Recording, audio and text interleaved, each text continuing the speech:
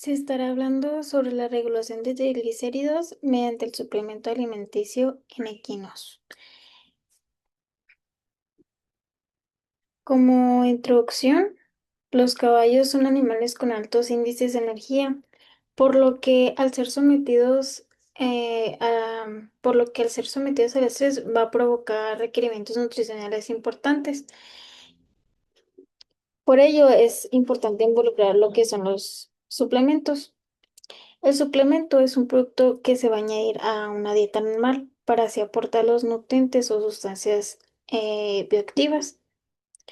Es un complemento de la alimentación, más no va a reemplazar lo que es el forraje en el concentrado, sino que más bien va a aportar a lo que es la salud y el rendimiento. Como objetivo general, se tiene que analizar los nutrientes para realizar un suplemento alimenticio para reducir los altos niveles de triglicéridos en sangre de los caballos deportivos. Como objetivos específicos, tenemos evaluar cómo funciona el suplemento antes y finalizado, investigar el impacto del suplemento alimenticio en equinos y determinar si disminuyen los niveles de triglicéridos. Como hipótesis, se espera que el tratamiento uno sería el que se estará creando, sea más eficaz en la regulación de triglicéridos que el tratamiento 2, que en este caso sería el producto comercial. Este se estará dando durante 80 días. Como justificación, la alimentación tradicional no siempre va a aportar los nutrientes necesarios. Esto para prevenir las alteraciones, por lo que es importante diseñar alternativas que ayuden a regular lo que son los triglicéridos. Las preguntas de investigación: ¿qué lípidos ayudan a regular los triglicéridos? Si el aceite de pescado afecta la salud del caballo, ¿qué efecto tiene la combinación de ejercicio y omega 3 en la reducción de triglicéridos? El suplemento alimenticio son productos diseñados para complementar alguna dieta, para organizar sus nutrientes esenciales y para el bienestar y el rendimiento. Se elaborará un suplemento de pellets cuadrados con los siguientes ingredientes, que sería el aceite de pescado, el aceite vegetal, en este caso que es la linaza, los antioxidantes, vitamina E, el extracto de alfalfa y el saborizante, que sería la pulpa de manzana. Anatomía y fisiología del sistema digestivo del equino. Bueno, aquí se va a encontrar lo que es la boca o cavidad bucal, y en ella se van a encontrar lo que son las glándulas salivales. Después el alimento pasaría por el esófago, después al estómago glandular, y de ahí partiría del duodeno, yeyuno e ilion. Aquí se van a encontrar lo que son los aminoácidos, azúcares, ácidos grasos y minerales. Después pasaría al ciego y después al colon y recto. Aquí prácticamente es lo mismo, nada más que con un equino ya presentado.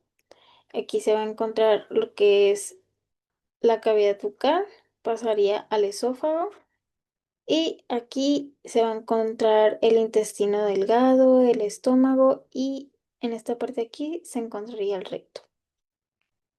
El metabolismo. ¿Qué es el metabolismo? Son reacciones químicas que ocurren a nivel celular, es decir, catálisis. En este caso sería el rompimiento de las biomoléculas. ¿Qué es una ruta metabólica? Una ruta metabólica es un conjunto de reacciones químicas que suceden en el organismo y en donde van a participar varias enzimas. Específicamente sucede en lo que son las células y comienza cuando los macronutrientes, en este caso los carbohidratos, los lípidos y las proteínas provenientes de la dieta, han pasado ya por procesos de digestión y absorción. Los carbohidratos son biomoléculas orgánicas fundamentales. Estas están compuestas por carbón, hidrógeno y oxígeno. Las funciones que tienen los carbohidratos son que es una fuente de energía, almacenamiento de energía, que en este caso sería el glucógeno, y forma parte de las estructuras celulares. Los carbohidratos en el suplemento. Bueno, en este caso sería la pulpa de manzana, que esta va a presentar ventajas como la materia prima, entre las que se incluyen un alto contenido de polisacáridos. que se va a encontrar lo que es la celulosa, almidón y hemicelulosas. La celulosa eh, es una macromolécula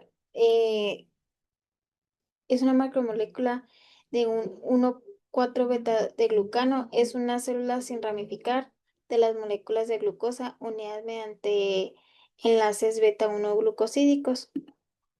La digestión de la celulosa, esta va a pasar por el intestino grueso, en este caso sería el ciego y el colon, por medio de una fermentación de bacterias y protozoos.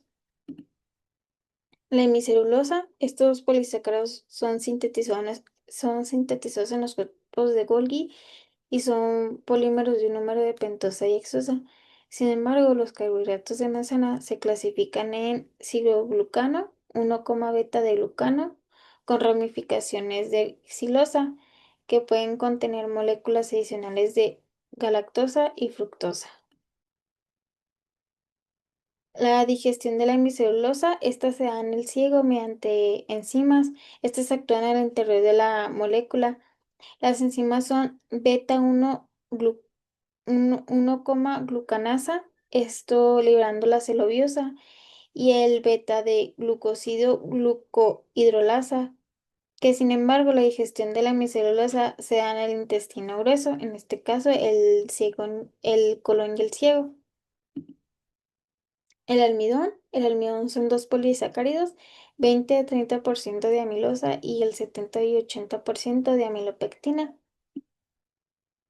La amilosa es un beta-glucano de cadenas con unas 500 a 6.000 unidades de glucosa, y la amilopectina es un beta-glucano de 3 millones de moléculas de glucosa unidas mediante alfa 1,4 con más de 10.000 residuos de glucosa.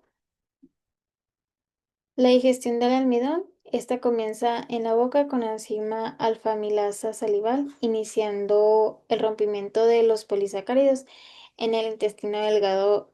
En el intestino delgado, la amilasa pancreática continúa el proceso, así rompiendo las moléculas en oligosacáridos. Y por último, las enzimas de la pared intestinal van a finalizar la digestión a monosacáridos.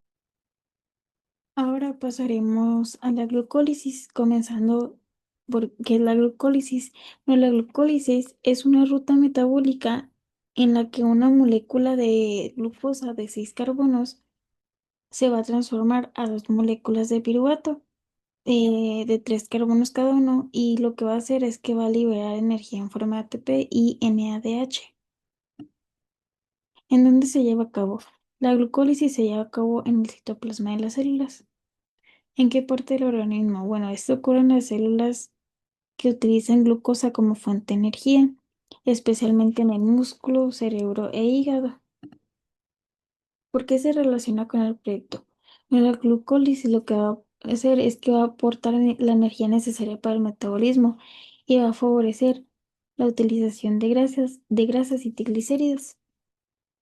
La glucólisis. Bueno, la, lo que es glucos es azúcar y lisis es romper, es decir, rompimiento de glucosa. Esto se va a llevar en células musculares, células hepáticas y glóbulos rojos. Bueno, se va a comenzar por la ruta metabólica. Aquí se va a encontrar lo que es la glucosa. Entonces, va a llegar una enzima que se llama exoquinasa, y lo que va a hacer es que lo va a convertir a glucosa 6-fosfato, ¿sí? Este también va a gastar lo que es un ATP, por lo que aquí se va a llamar glucosa 6-fosfato. Entonces, lo que va a pasar es que va a llegar otra enzima aquí que se llama glucosa isomerasa, y lo que va a hacer es que a modificar, la va a modificar, y em, lo que va a pasar es que como hace falta otro grupo fosfato, se va a utilizar otra enzima que se llama fosfo- fosfofructoquinasa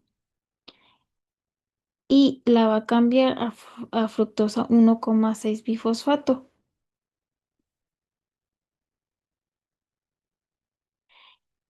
La va a cambiar a fructosa 1 bifosfato porque se le dio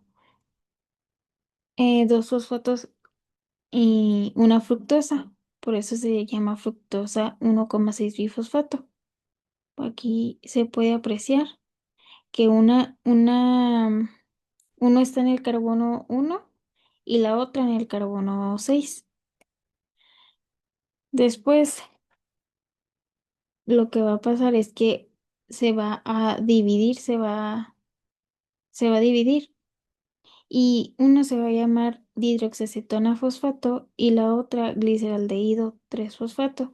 Pero aquí lo que se necesita es que haya nada más dos gliceraldehído 3 fosfato. Entonces, lo que va a pasar es que va a llegar la 3-fosfato isomerasa y va a hacer que el dihidroxiacetona cambie a gliceraldehído 3 fosfato. Aquí se puede apreciar. Entonces, em, entonces ahí va a llegar una etapa en donde hay una molécula orgánica que, em, que va a fosforilar sin ser ATP. Entonces, se van a fosforilar ambos gliceraldehído, pero sin perder un ATP. Y es aquí donde entra el NAD. Entonces se van a fosforilar los dos gliceraldehído 3 fosfato con la enzima gliceraldehído 3 fosfato deshidrogenasa, que funciona con la coenzima NAD, que aquí se encuentra. Entonces, esta enzima va a quitar lo que es un hidrógeno al azúcar y va a quedar como NADH. Aquí se puede ver. Se le quita este y se le agrega acá y van a agarrar un fosfato del ambiente y quedan dos moléculas de 1,3 disfosglicerato. Entonces el producto final como, como balance quedarían 2 ATP. Y hay dos variantes. Realmente, bueno, esta se llama nicotinamida adenina dinocleótido, el NAD. Y estas ayudan básicamente a generar otras reacciones. Entonces, el NAD y el NADH básicamente es lo mismo, solo que una está oxidada y la otra es reducida. Y la otra es reducida.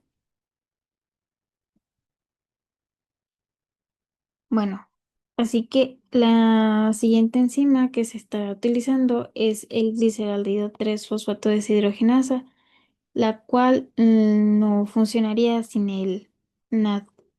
Entonces, se llama deshidrogenasa ya que le quita el hidrógeno al azúcar, como lo había dicho anteriormente, y se lo regala al NAD, por lo que se llama NADH.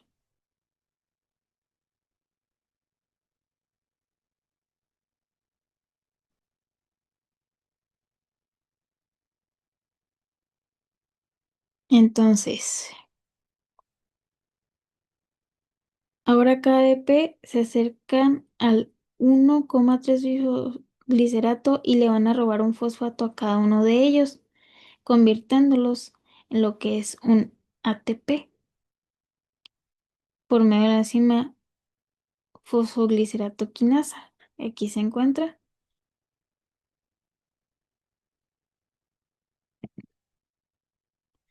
Entonces, lo que va a pasar aquí es que se le va a quitar el último fosfato al 3-fosfoglicerato y va a recuperar todo el ATP que perdió y va a aparecer una enzima que se llama fosfoglicerato mutasa, que literalmente, o sea, se llama así porque va a mover el fosfato y ahora se va a llamar 2-fosfoglicerato.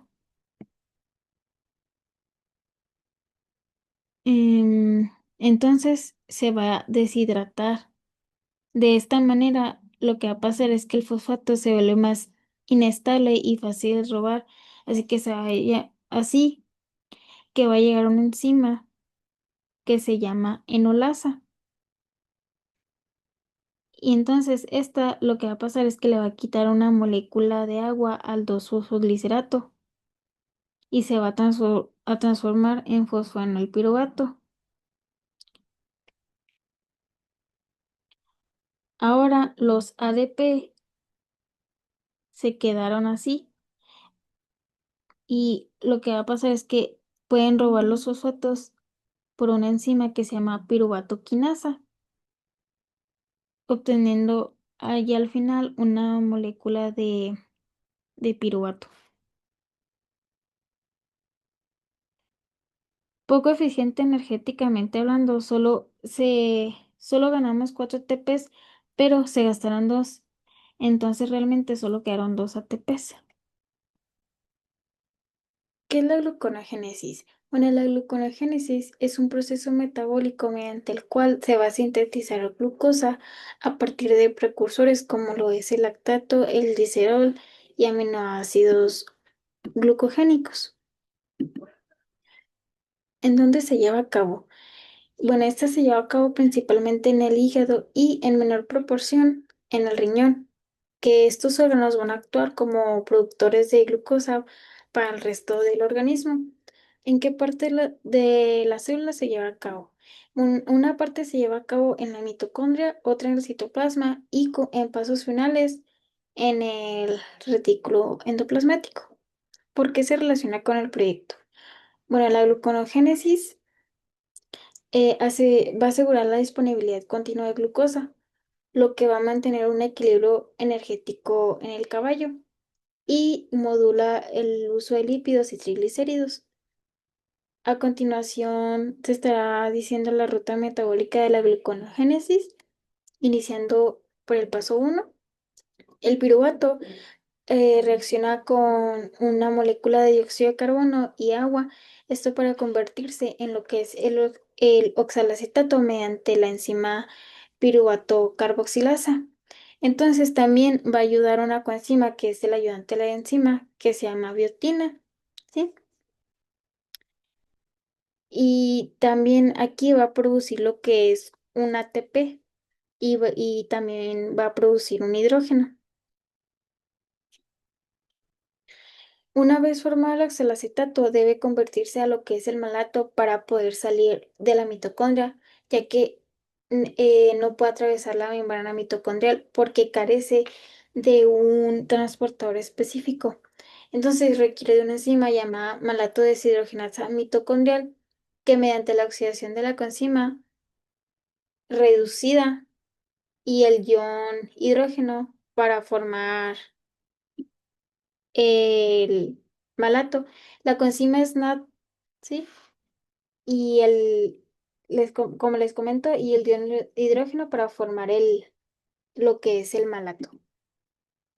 En el paso 3 lo que va a pasar es que el malato va a salir de la mitocondria, entonces va a pasar a lo que es el citoplasma y se va a convertir en oxalacetato mediante una enzima que se llama malato deshidrogenasa citosólica, ¿sí? Que mediante la reducción del NAD podrá formar el malato en lo que es el oxalacetato. Entonces, el oxalacetato se descarboxila y fosforila mediante la enzima fosfoenolpiruvato carboxiquinasa, como aquí se puede mostrar. Entonces, esto lo va a convertir en fosfoenolpiruvato. En esta reacción se va a encontrar lo que es un GTP y un dióxido de carbono. El fosfonolpiruvato se va a hidratar para convertirse en 3-fosfoglicerato mediante la enzima enolasa. Entonces, el 3-fosfoglicerato va a ser fosforilado mediante la enzima fosfoglicerato quinasa y esta va a pasar a 1,3 bifo- bifosfoglicerato. Entonces, el 1,3 bifosfoglicerato se le va a retirar un grupo fosfato y se le va a agregar un hidrógeno mediante la enzima gliceraldehído 3-fosfato, 3-fosfatos deshidrogenasa para convertirlo a gliceraldehído 3-fosfato. Y luego el gliceraldehído 3-fosfato va a sufrir un reacomodo por la enzima tiosafosfato isomerasa y lo va a convertir en dihidroxiacetona. Entonces, la dihidroxiacetona y el gliceraldehído 3-fosfato se van a unir, ¿sí? Se van a unir y van a formar lo que es la fructosa 1,6 bifosfato mediante la enzima aldosa. Entonces, un ADP retira un grupo sulfato de la fructosa 1,6 bifosfato y la va a convertir a fructosa 6-fosfato mediante la enzima fosfo- fosfofructoquinasa.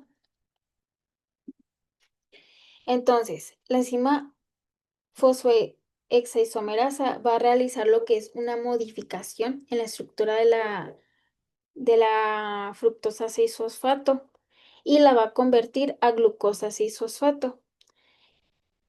Esto para Esto lo que va a hacer, se desfosforila la glucosa de la glucosa 6-fosfato, perdón, mediante la enzima eh, glucosa 6-fosfatasa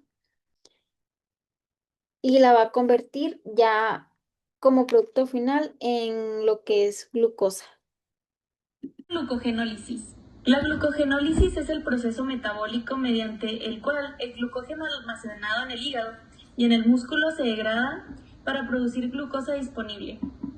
¿Qué quiere decir glucogenólisis? Bueno, como su palabra lo dice, glucógeno de reserva energética y lisis de rompimiento. Entonces quiere decir rompimiento del glucógeno. ¿En qué órgano y organelo de la célula se lleva a cabo? En el citoplasma de las células y es especialmente abundante en las células hepáticas y musculares de los animales. O sea, quiere decir en las células del hígado. ¿Por qué se relaciona con el proyecto?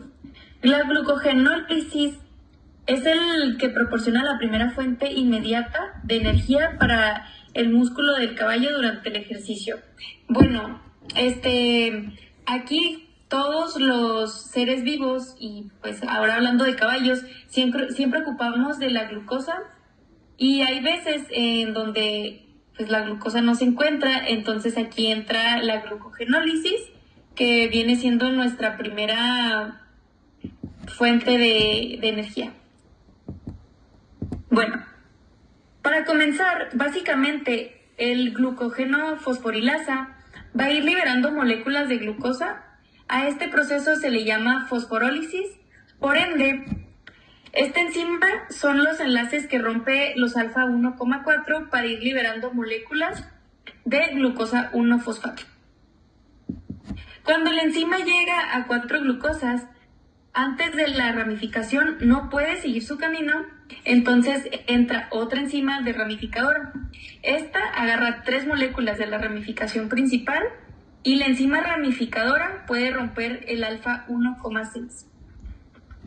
Las moléculas obtenidas, o sea, glucosa 1-fosfato, puede incorporarse a la glucólisis, por lo que antes de eso la enzima fosfoglucomutasa se encarga de cambiar de posición el fosfato obtenido, o sea, ese grupo fosfato y el grupo hidroxilo, para obtener glucosa 6-fosfato, ya que esta es una llave de entrada a la glucólisis. La glucosa 6-fosfatasa puede liberar el grupo fosfato al periférico para obtener la molécula de la glucosa. Y pues ya obtuvimos la glucosa liberada. Bueno, seguimos con el ciclo de Krebs.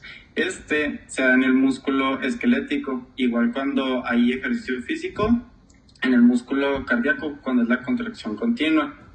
en el hígado y tejido nervioso.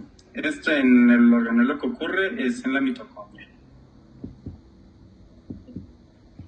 Bueno, como primer paso tenemos que el oxaloacetato y el acetil-CoA se van a juntar y mediante la enzima citrato sintasa van a pasar a citrato. Aquí lo que ocurre es una hidratación, o sea, entra un H2O.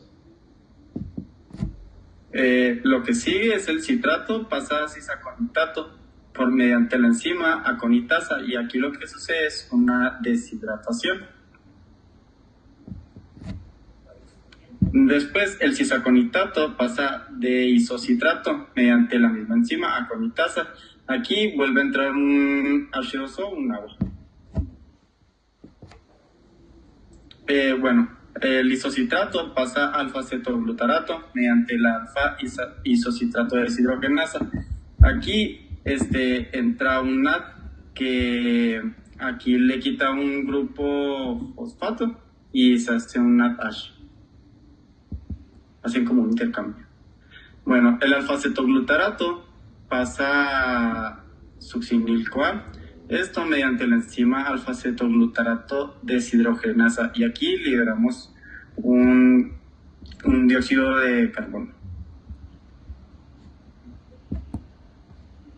El succinil-CoA pasa a succinato mediante la enzima succinil-CoA sintetasa. Aquí lo que va a pasar es el GDP va a pasar a GTP, que es equivalente a un ATP.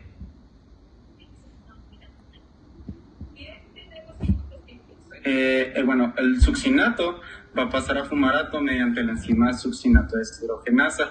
Aquí lo que va a pasar de que lo mismo que pasó ahorita con el NAD, va a ser como un intercambio y va a transformarse a FADH. Después el fumarato pasa a malato mediante la malato deshidrogenasa. Bueno, a continuación se hablará acerca de la fosforilación oxidativa.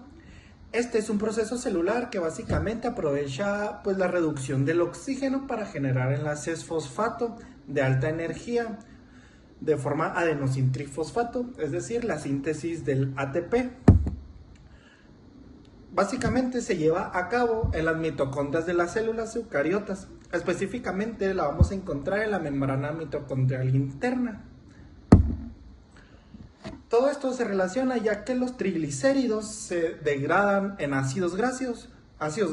Los ácidos grasos entran a la mitocondria y ahí es donde básicamente lo que sucede es que se oxidan. Sus electrones se usan en la fosforilación oxidativa para la síntesis del ATP. Comencemos con la ruta metabólica. Generalmente de la glucólisis o del ciclo de Krebs se llegan a obtener NADH. Lo que sucede en la fosforilación oxidativa, el primer paso se le llama complejo 1, va a tomar el NADH y va a movilizar sus 4 protones desde la matriz mitocondrial hacia el espacio intermembranal para así generarlo de manera al gradiente eléctrico químico. Una vez que ya se hayan direccionado estos electrones, el FADH va a ceder, pero ahora en vez de electrones va a ceder sus protones, que esto es decir que los va a, ya una vez cediéndolos, los protones desde la matriz mitocondrial, es decir, se agarraron los protones en el complejo 1 y en el complejo 2 los va a redireccionar. Una vez que se hayan redireccionado, en el complejo 3 que es el capaz de movilizar estos 4 protones del complejo 1 y complejo 2 desde la matriz mitocondrial hacia el espacio intermembranal.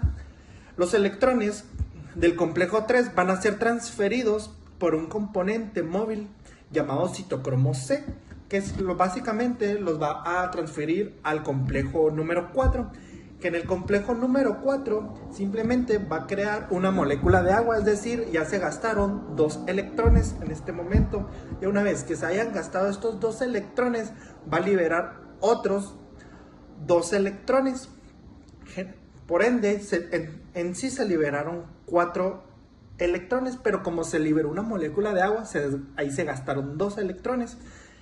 Para así, después va a entrar una proteína llamada ATP sintasa, que básicamente lo que hace esto es que en vez de trabajar con, con el agua, con el flujo del agua, va a trabajar con el flujo de los protones para así tener la síntesis del ATP, que, con la reacción que esto requieren pues 2 sustratos de fósforo inorgánico, es decir, y también el ADP. Inicio de la proteólisis. Muchas de las proteínas son muy complejas, por lo que para ser absorbidas deben de ser reducidas a su tamaño más pequeño, que en este caso son los aminoácidos. Esto se realiza mediante una hidrólisis de los enlaces peptídicos y la ruptura de su cadena de polipéptidos en fragmentos más pequeños. La hidrólisis de las proteínas es realizada por un grupo de enzimas proteasa. Sin embargo, estas proteasas son segregadas como proenzimas inactivas, pero esto podría llegar a ser peligroso para las células que sintetizan las proteasas digestivas que estuviesen en forma activa, ya que podrían empezar a digerir a las células que ya están sintetizadas. Entonces, por ende, aquí entra un polipéptido llamado cola, que este impide la activación de la enzima. Entonces, la cola es eliminada cuando la enzima ya está activada. Los aminoácidos ingresan a lo que es al torrente sanguíneo y son transportados hacia el hígado, donde pueden ser utilizados en la síntesis proteica hepática. Estos convertidos en urea mediante lo que es el ciclo de la urea o empleados como una fuente de carbono para la gluconeogénesis y la oxidación energética. Entonces, las proteínas son biomoléculas formadas por lo que es carbono, hidrógeno, oxígeno y nitrógeno, y estas son necesarias ya que contienen muchas funciones como lo es la estructura, función transportadora y la regulación de los tejidos. Las proteínas consisten en varias moléculas de aminoácidos unidas por los enlaces peptídicos y su estructura primaria es enroscada y plegada para construir así lo que es la estructura secundaria y terciaria. La terciaria es la que nos concierne a nosotros. La degradación de las proteínas se produce principalmente en lo que es el estómago, intestino y lo que es hígado y colon. En el estómago, la degradación va a iniciar con el ácido clorhídrico. Esto va a desnaturalizar las proteínas, facilitando la acción de la enzima pepsina, que hidroliza los enlaces peptídicos, preferentemente entre aminoácidos aromáticos y alifáticos. Posteriormente, en el intestino delgado, las proteasas pancreáticas, como lo es la tripsina, quimotripsina, lactasa y carboxipeptidasas A y B, continúan la degradación hasta formar aminoácidos. En el sego y colon, la degradación de la proteína es mediante la fermentación, ¿sí? Aquí se van a encontrar lo que son microorganismos. El extracto de alfalfa. La proteína que aporta la alfalfa se llama rubisco. Su estructura es cuaternaria, ya que es la que permite que la enzima vaya funcionando correctamente. La degradación del rubisco inicia con una degradación de proteasas, que en este caso serían las metaloproteasa. Los fragmentos del rubisco pueden salir del cloroplasto mediante el transporte por vesículas. Esto le permite llegar la rubisco al citoplasma o el vacuolo.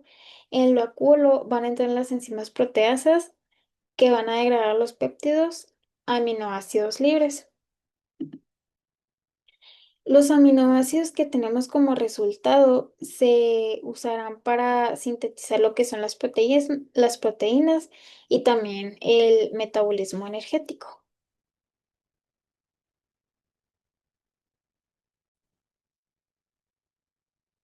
Este, bueno, pues yo les voy a hablar sobre el metabolismo de los aminoácidos. En este caso tenemos la leucina, la isoleucina y la valina, que estos van a trabajar en conjunto. Como primer paso, pues tenemos que los tres aminoácidos pasan por por una enzima llamada BCAT, que es la aminotransferasa de cadena ramificada. Este, esta enzima se encarga de retirar su grupo amino y cada aminoácido se convierte en un alfa-cetoácido. Por ejemplo, la leucina pues pasa a alfa-cetoisocaproico, la isoleucina pasa a alfa-cetometivalérico y la valina pasa a alfa-cetoisovalérico. Este, este paso ocurre principalmente en el músculo esquelético. Después estos alfa-cetoácidos entran al paso clave del metabolismo por medio del complejo BCKD. Los oxida y los convierte en moléculas que pueden entrar. Su actividad está regulada por la fosfatasa, que es la parte activa, y la quinasa, que es la parte inactiva. Este, pues em, la leucina, después de pasar por alfa-cetoisocaproico, se convierte en acetil-CoA. Esta es exclusivamente cetogénica. La isoleucina pasa a acetil-CoA y a propinil-CoA. Esta es cetogénica y glucogénica. Y la valina pues pasa a propinil-CoA, que es exclusivamente glucogénica. Pues ya sabemos que el acetil-CoA y el propinil-CoA pueden pasar al ciclo de Krebs. Después tenemos el metabolismo de la lisina. La lisina pasa a sacaropina por medio de una enzima llamada lisina alfa-cetoglutarato reductasa. La sacaropina pasa a ácido alfa-aminoadípico por medio de una enzima llamada sacaropina deshidrogenasa. El ácido alfa-aminoadípico pasa a alfa-cetoadipato por medio de una enzima llamada alfa-aminoadipato semialdehído deshidrogenasa. El alfa-cetoadipato pasa a glutaryl-CoA por medio de una enzima llamada alfa-cetoadipato deshidrogenasa. El glutaryl-CoA pasa a crotonil-CoA por medio de una enzima llamada glutaryl-CoA deshidrogenasa. Y por último, el crotonil-CoA pasa a acetil-CoA, que pues finalmente pasa al ciclo de Krebs. Aquí tenemos el metabolismo de la treonina, que es otro aminoácido. La treonina pasa a 2-amino-3-oxobutirato por medio de una enzima llamada treonina deshidrogenasa. Después, el 2-amino-3-oxibutirato pasa a aminoacetona más glicina por medio de una enzima llamada aminoacetona sintasa. La aminoacetona más glicina pasa a serina piruvato por medio de una enzima llamada serina deshidrogenasa. Y por último, la serina piruvato pasa a acetil-CoA por medio de un complejo piruvato deshidrogenasa y el acetil-CoA entra finalmente al ciclo de Krebs.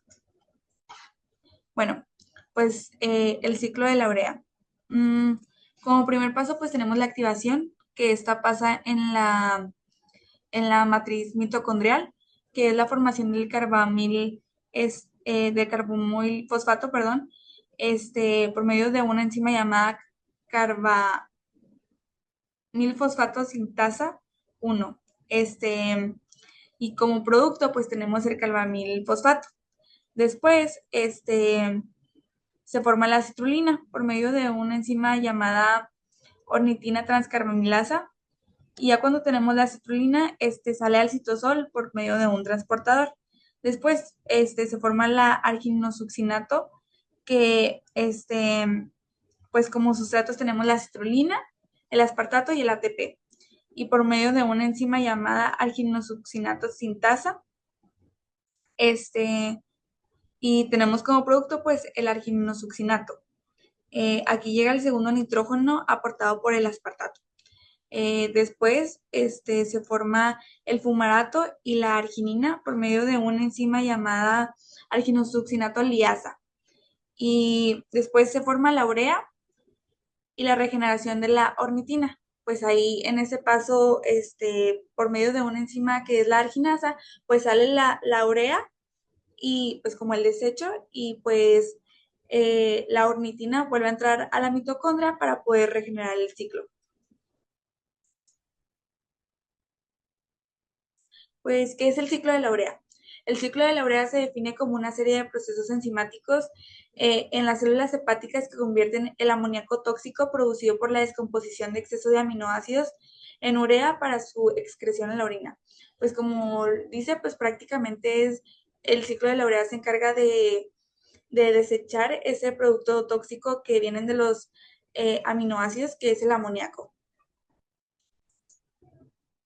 ¿Dónde se lleva a cabo? Pues el ciclo de la urea se lleva a cabo principalmente en el hígado, dentro de las mitocondrias y el citosol de los hepatocitos. Pues los hepatocitos son todas las células del hígado, ¿no?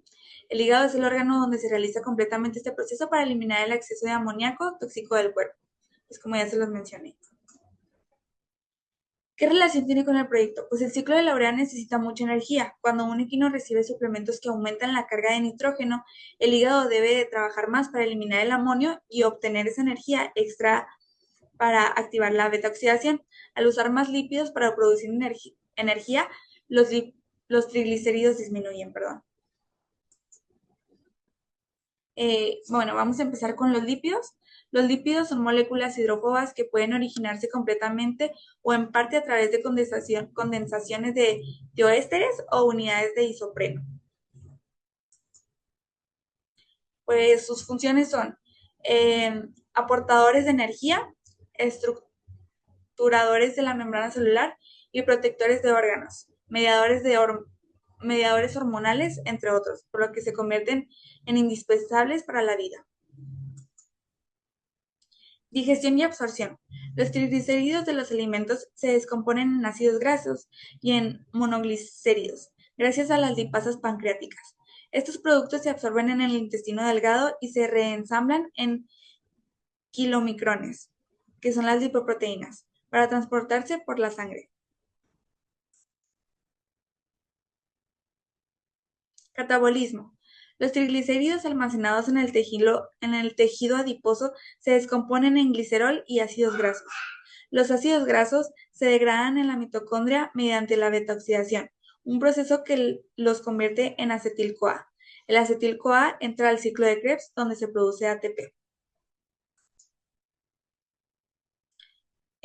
Nosotros tenemos estos ácidos grasos en nuestro proyecto, que es el ácido linoleico, ácido oleico, el ácido palmítico, el ácido esteárico y el ácido linolénico, perdón. Bueno, pues el ácido linoleico, se compone de 18 carbonos y 2 dobles enlaces. Es un ácido graso esencial para que el organismo no pueda sintetizar, por lo que debe obtenerse en la dieta. Una vez dentro del cuerpo, sigue una serie de transformaciones enzimáticas para producir derivados importantes. Paso 1. El ácido linoleico pasa a ácido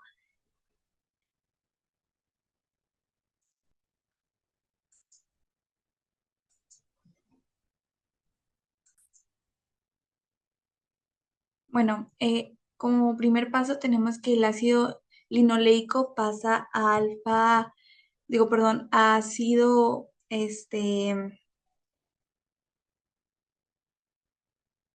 a ácido gamma linoleico mediante la enzima delta 6 desaturasa. Este recibe un doble enlace adicional obtenido por el ácido gamma linoleico con 18 carbonos y 3 dobles enlaces. Como paso 2, el ácido gamma linoleico pasa a ácido diomo gamma linoleico por medio de una enzima llamada elongasa. Esta cadena se alarga 2 carbonos y el producto es ácido diomo gamma linoleico. Es de 20 carbonos y 3 enlaces dobles. Por último, el paso 3 es que el ácido gamalinoleico pasa a ácido araquidónico por medio de una enzima llamada delta 5 desaturasa. Se agrega otro doble enlace y como producto tenemos el ácido araquidónico, que es de 20 carbonos y 4 dobles enlaces. Ahora tenemos el ácido oleico. El ácido oleico es un ácido graso monoinsaturado no esencial, porque el cuerpo sí puede sintetizarlo a partir del ácido esteárico. Como paso 1, pues tenemos que el ácido esteárico pasa a ácido oleico mediante la enzima delta 9 desaturasa, agregando un doble enlace.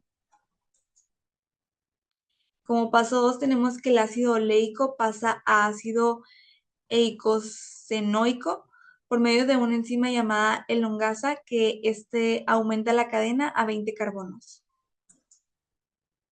Como paso 3, tenemos que el ácido eicosenoico pasa a ácido erúsico de 22 carbonos y un doble enlace por medio de una enzima llamada elongasa. El ácido erúsico pasa a ácido nerbónico de 24 carbonos y un enlace doble por medio de una enzima llamada elongasa, que es un componente importante de membranas neuronales. Bueno, pues ahora les voy a hablar sobre la betaoxidación.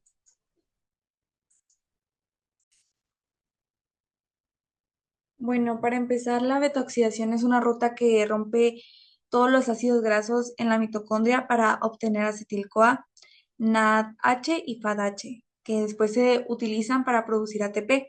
Esto, como ya se los mencioné, pues ocurre en la mitocondria. Pues supongamos que un acil-CoA con la cadena lista, pues su primer paso pues es la oxidación, que es de acil-CoA deshidrogenasa. Se crea un doble enlace entre los carbonos alfa y beta, y se forma un delta enoil-CoA. En este se añade agua al doble enlace formando L3 hidroxil-CoA. Se pone un OH en el carbono beta. Después tenemos como tercer paso, que es la oxidación. El OH se oxida en una cetona cetoacil-CoA, perdón. Aquí entra un NAD y sale como NADH.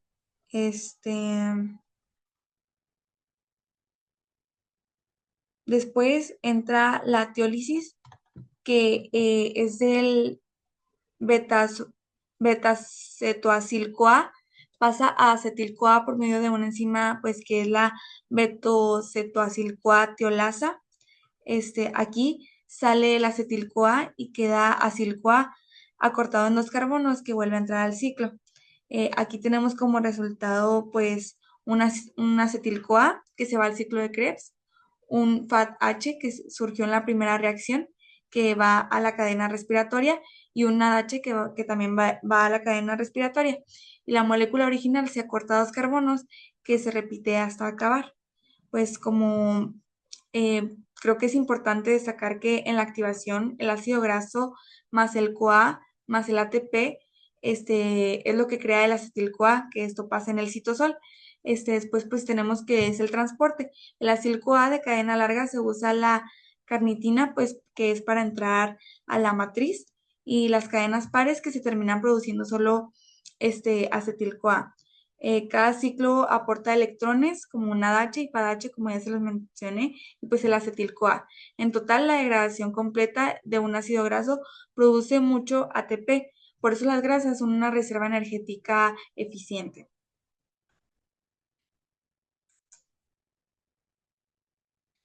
El ácido esteárico es un ácido graso de 18 carbonos que sirve sobre todo como fuente de energía y como componente de las membranas celulares. Su degradación ocurre en la mitocondria de las células.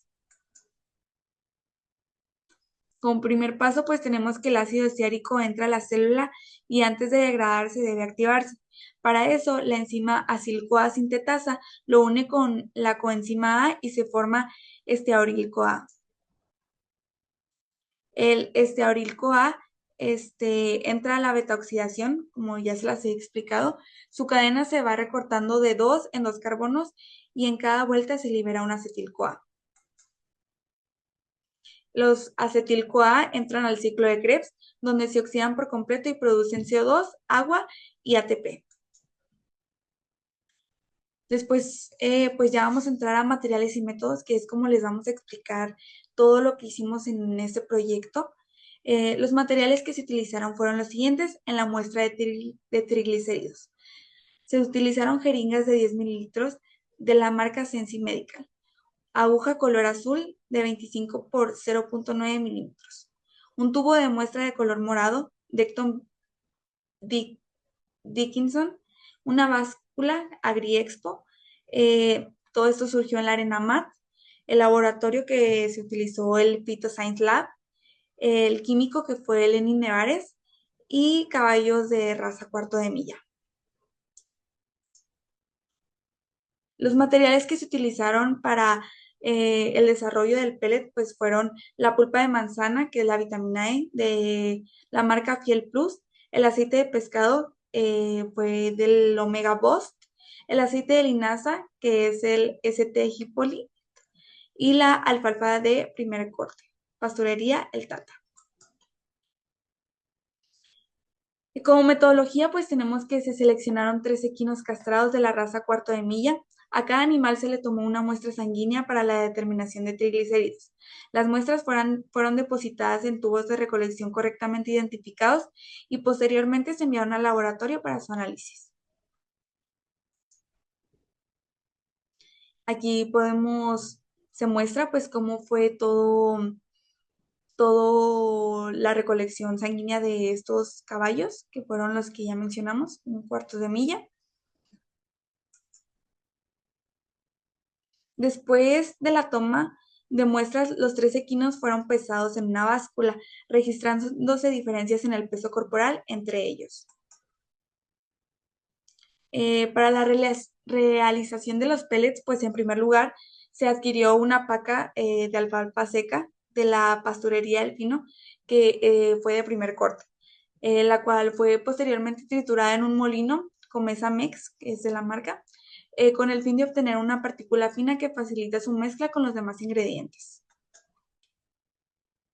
Una vez obtenida la alfalfa, se procedió a la formulación de la mezcla incorporando los siguientes componentes, que fueron el aceite de linaza, el aceite de pescado, la pulpa de manzana, que esta pues fue más utilizada como un saborizante para que fuera del agrado para el caballo, ¿no? Y pues ya la alfalfa previamente molida. Posteriormente la mezcla fue sometida a un proceso de pelletización de la marca Retsch, mediante el cual se compacta bajo presión PSI para obtener pellets cuadrados de consistencia firme con el tamaño adecuado para el consumo equino. Finalmente, los pellets se dejaron secar a temperatura ambiente en el estado de Chihuahua en el mes de octubre-noviembre, hasta alcanzar una textura estable y un contenido de humedad que garantizara su conservación. Pues se dejaron secar para que fuera algo sólido y ahora sí poder suministrarlos a los caballos. Posteriormente, cada equino fue asignado a un tratamiento alimenticio diferente, con el objetivo de evaluar la respuesta individual ante cada tipo de suplementación. Bueno, pues como tratamiento 1, pues el caballo asignado a este tratamiento se le administró un suplemento en forma de pellet, que fueron los que nosotros realizamos. El suplemento se ofreció 2 veces al día, por la mañana, que fue a las 7 a.m., y por la noche, como a las 6 p.m., junto con sus horarios habituales de alimentación. El tratamiento 2 fue el segundo caballo, que recibió el suplemento líquido comercial Red Cell y con alfalfa de primer corte. La administración se realizó 2 veces al día, que fue en la mañana a las 7 a.m. y en la noche como a las 6 p.m., manteniendo la misma rutina horaria que en el tratamiento anterior para asegurar uniformidad en el manejo. El tratamiento 2 fue el segundo caballo, que recibió el suplemento líquido comercial Red Cell y con alfalfa de primer corte. La administración se realizó 2 veces al día, que fue en la mañana a las 7 a.m. y en la noche como a las 6 p.m., manteniendo la misma rutina horaria que en el tratamiento anterior para asegurar uniformidad en el manejo. En el tercer tratamiento, pues tenemos que el caballo correspondió al grupo control, en el cual no se le proporcionó ningún suplemento adicional, igualmente en el día y en la noche en sus horas determinadas. O sea, este caballo, o sea, solamente tuvo su dieta normal y no se le administró nada. Pues como resultados obtuvimos pues que el estudio se demostró que tanto el suplemento elaborado como el suplemento comercial promovieron la ganancia de peso en caballos deportistas sin elevar los triglicéridos sanguíneos por encima del rango normal. El suplemento elaborado resultó ser eficaz en aumentar el peso 20 kilogramos y mantener un perfil lipídico saludable, gracias al efecto regulado de los omega 3 sobre el metabolismo hepático, ya que el omega 3 inhibe la secreción de la enzima DGAT, que es la diacilglicerol aciltransferasa, que esto hace que el hígado fabrique menos triglicéridos. El suplemento comercial mostró una ganancia ligeramente mayor, que fue de 25 kilogramos, mientras que el caballo control con una dieta normal no presentó ningún cambio.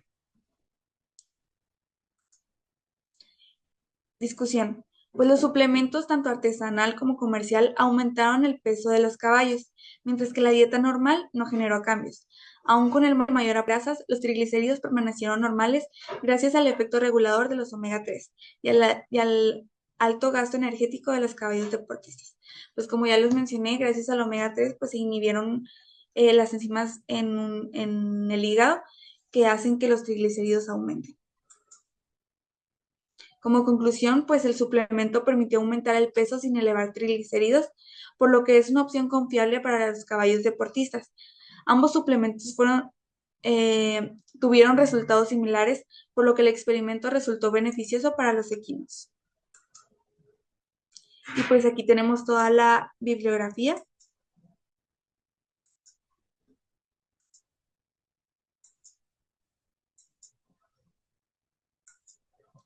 Y pues eso ha sido todo por nuestra parte. Muchas gracias.